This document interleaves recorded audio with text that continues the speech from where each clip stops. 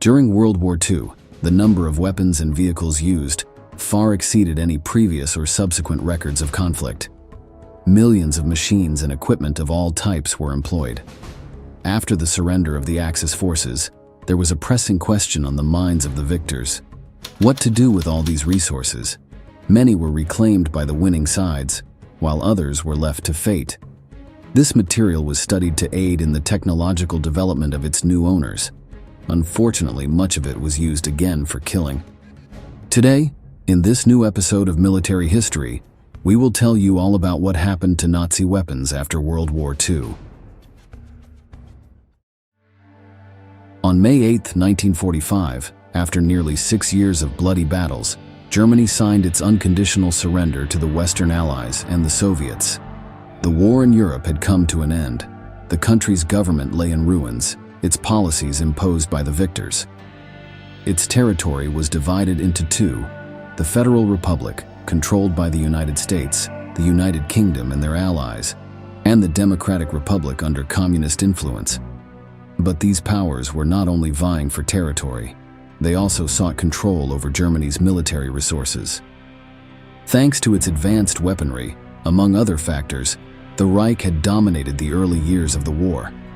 Now all those weapons and vehicles were in the hands of the victors. Decisions had to be made about how to distribute them. Leaving them under German control was not an option. Every effort was made to prevent their use in future conflicts, at least not against the victorious countries. Many German civilians had obtained pistols or rifles left behind and were reluctant to return them.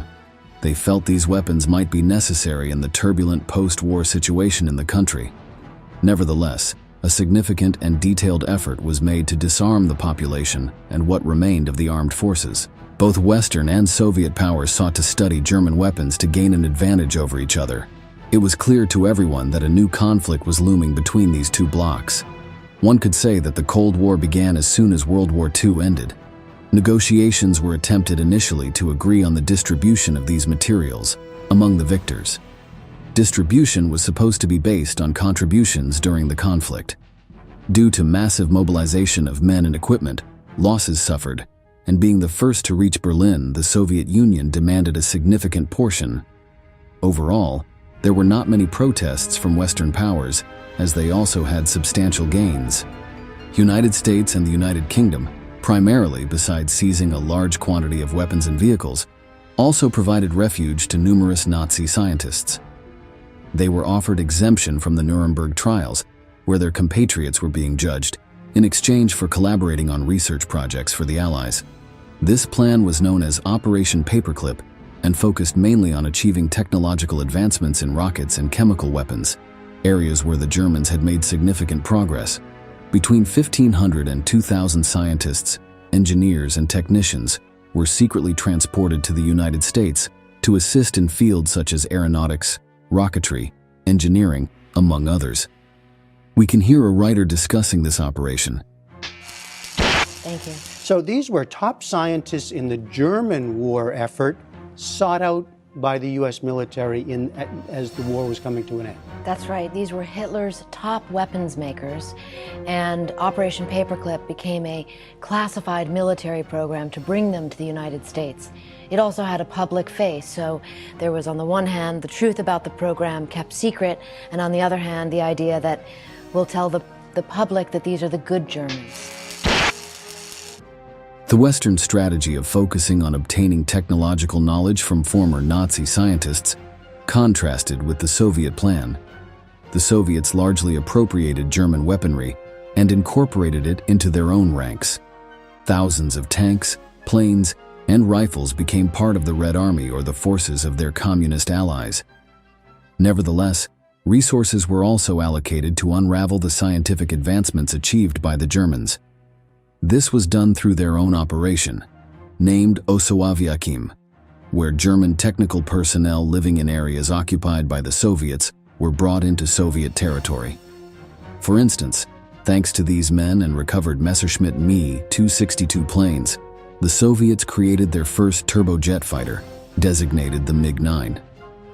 This vehicle was used extensively by the Eastern Giant and also sold to their allies for use in numerous conflicts.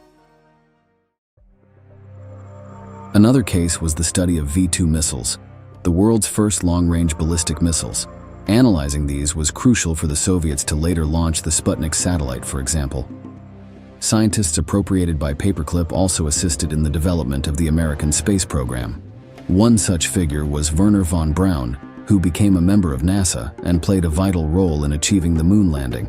Because of these contributions, it can be argued that Nazi researchers were crucial in the space race between the two powers that occurred from the 1960s onwards.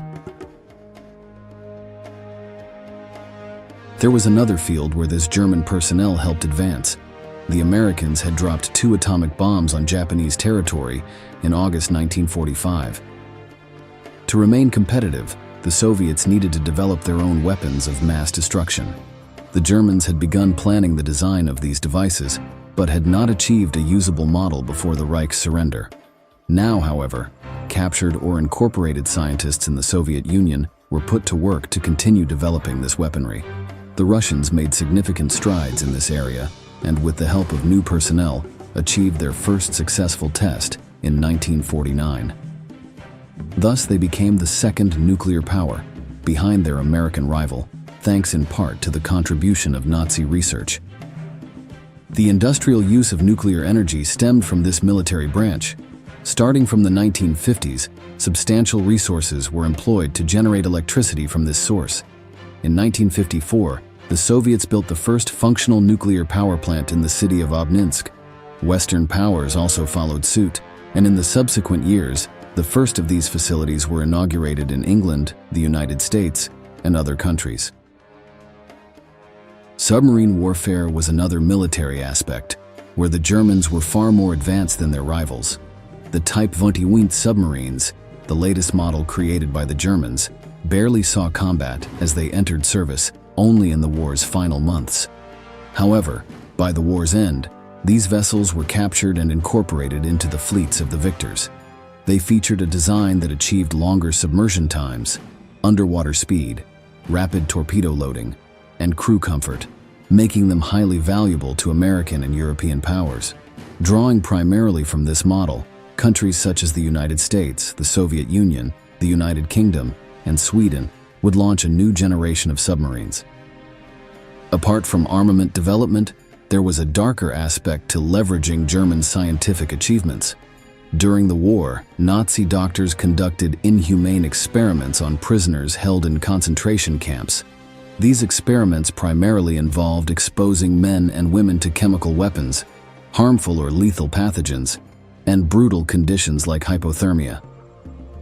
In many cases, those subjected to these trials were subsequently killed. The experiments had no moral or ethical basis and were vehemently condemned upon discovery. Nonetheless, the results obtained were used to expand medical knowledge, such as understanding the effects of chemicals used in combat. To this day, controversy persists over whether it is ethical to use information from these experiments, as we can hear in the following news report from the United States. Documents obtained by 12 News show the Arizona Department of Corrections is taking steps to restart its gas chamber for the first time in more than 2 decades. The state will use chemicals similar to the deadly mix that killed millions in Nazi death camps. How can you think that that's reasonable? Did anybody who is associated with this process ever study the Holocaust? In summary, both sides, the Allies and the Communists, developed their military technology based on or aided by German innovations. That's why, in conflicts during the following decades, political allies of these powers would face each other using weapons and vehicles derived from the same research. This was evident, for example, in the Korean and Vietnam Wars. Nazi-captured equipment was supplied to governments fighting during these Cold War decades. In many communist and anti-communist movements of these years, factions fought with weapons like the MG-42 machine gun or the STG-44 rifle, both of German origin. The latter greatly influenced the design of the AK-47, the most widely used rifle worldwide. However, there were also many military resources that would not be utilized by any party. For instance, the cost of transporting vehicles from Europe, where they had seen combat, to the United States was significant.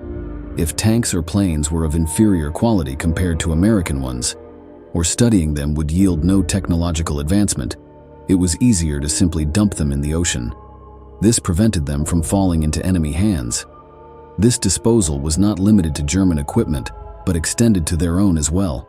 This occurred in nearly all theaters of operations, conducted by most of the Allies, but primarily by the United States. On the island of Espiritu Santo in the Vanuatu archipelago, there's a place called $1 Million Point. It earned its name from the value of everything the Americans dumped there. In general, this included vehicles such as trucks, cranes, and even tanks, as described in the following video. At the conclusion of World War II, the Americans made the decision to leave all their equipment here on Santo, and that included bulldozers, trucks, graders, jeeps. Everything that was used here on the island in one way or another was going to be left here on Santo. The equipment was offered to the French, who were the government of the day here on Santo, and the Americans offered it to them at 6 cents in the dollar. But the French thought they could outwit the Americans and wait until they'd left, and then they could get all the equipment for free. Once the Americans got wind of what the French were up to, they decided that if the French didn't pay for that equipment, no one was going to have it. So for 2 solid days, they brought everything they could get down here to this spot and bulldozed everything into the sea. And just to make sure no one had access to it, they blew up the jetty. This is where this area gets its name, $1 Million Point. Much of the captured German ships met the same fate and were sunk to the bottom of the sea. However, at times they were given a final use. Many of these ships were employed in tests of new weaponry developed by the Allies, often involving nuclear bombs. World powers had a keen interest in assessing how these weapons of mass destruction affected ships within their impact zones. Countless tons of equipment, ranging from small caliber weapons to vehicles and chemical arsenal like mustard gas, were dumped into the sea. Nearly all of this equipment remains there, slowly rusting away, despite the ecological and environmental hazards they pose. Of course, there were other endings for much of these resources. Starting from 1944, it became common for the Nazis to bury armaments in European soil, in secret caches. This was planned under Operation Werewolf. The idea was that as the Allies and Soviets advanced on German or conquered territory, a resistance force would operate behind enemy lines. They would unearth these weapons caches and launch surprise attacks on the invaders. This would sow disorder in their ranks and halt or slow their advance. Additionally, it was expected that after a potential German surrender, this force would continue resisting foreign occupation. While these werewolf commandos carried out some sabotage and assassination actions, the movement was always plagued by disorganization and poor leadership. There are no verified records of operations carried out after the war ended. The reality is that they never posed a real threat to their enemies, and the plan was quickly abandoned. Nevertheless, both Allies and Soviets were aware of these caches and invested resources in finding them. Many were unearthed and their weapons confiscated, but others remain undiscovered. Even today, sometimes by chance, someone comes across a cache full of Nazi equipment. Often, treasure hunters intentionally seek out these time capsules to donate them or add them to their personal collections. The clay in which they were preserved and the low humidity of their environment often means they are found in perfect condition, as if the war ended yesterday. Below, we can see the type of objects found by these individuals.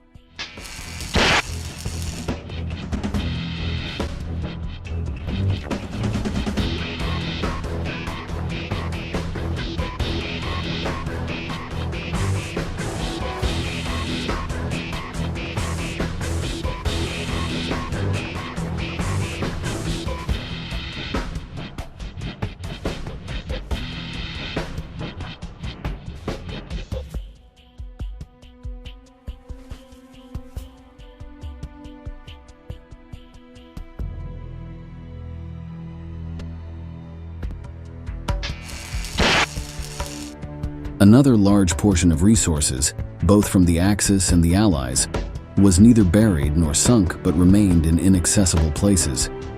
This was mostly the case in desert theaters of operations, such as in Libya or the Sahara. Here, hundreds of vehicles like airplanes and tanks are currently found in locations known as war cemeteries. The warm climate and lack of humidity have preserved them in relatively good condition, even decades later. Something similar occurred on the Eastern European front. During the rainy seasons in the Russian steppes, the terrain became so muddy that soldiers were sometimes forced to abandon their vehicles. Tanks, trucks, and other armored vehicles became unusable under the mud. After the war ended, in most cases, this equipment was not recovered due to the same cost reasons discussed earlier. Therefore, to this day, they remain immobile in the swamps of the former Soviet Union. In countries that were part of this government, there are currently tank hunters who make a living by recovering and selling parts of these ancient machines.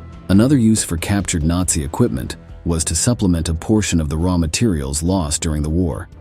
This occurred mainly in the Soviet republics, whose industrial power suffered a severe blow during the conflict years. These weapons and vehicles were a good source of metal, so many of them were melted down and used for manufacturing in other sectors, or even within the military. Finally, pieces of weaponry were sold or donated to museums where they are exhibited to this day.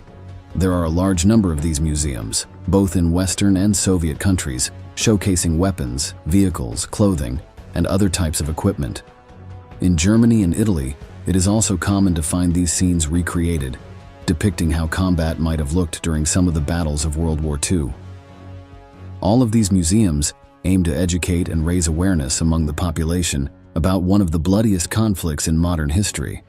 Below, we see an example of these museums. Okay, over here I have a small machine gun bunker. Okay, it's got the K98s, the MP40, the Lugers, the P38, the MG42, the MG34, and Hitler was way ahead of everybody. This is the fastest shooting machine gun in World War II. See those 8mm bullets?